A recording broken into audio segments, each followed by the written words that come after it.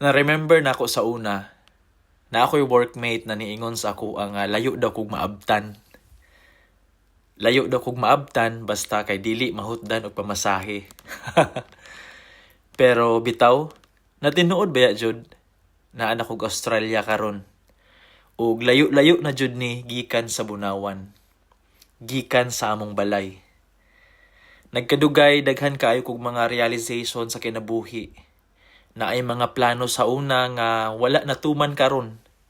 Kay di ay na ay mas maayong plano ang labang makagagahom. Ang labang makagagahom sa tanan para sa matag usa ka nato. Sa high school pa ko, anak ko sa akong mga classmates nga magkuha jud kog education nga course sa college. Kay gusto kaayo ko magtudlo og mga estudyante. Kana bitaw na kay subject nga hanas kaayo ka tapos easy na lang kaayo sa imuha itudlo sa mga estudyante kay mao na imong major. Pero lahi ang nahitabo. After nako nakagraduate og high school, wala dayon ko naka-college tungod sa kapobrehon. Mautong nanarbaho ko sa factory sa plywood duol sa amuang lugar para makaipon ginagmay, pang-college pohon.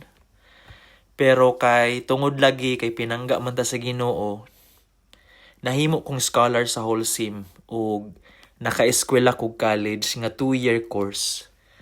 Ug dili basta-basta kay paadtuon mig Makati para didto mo eskwela.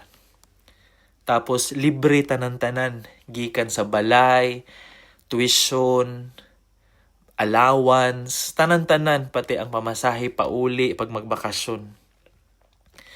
So, diri na lang sa takutob karon. Sunod na pod, daghang salamat. Amping tang tanan.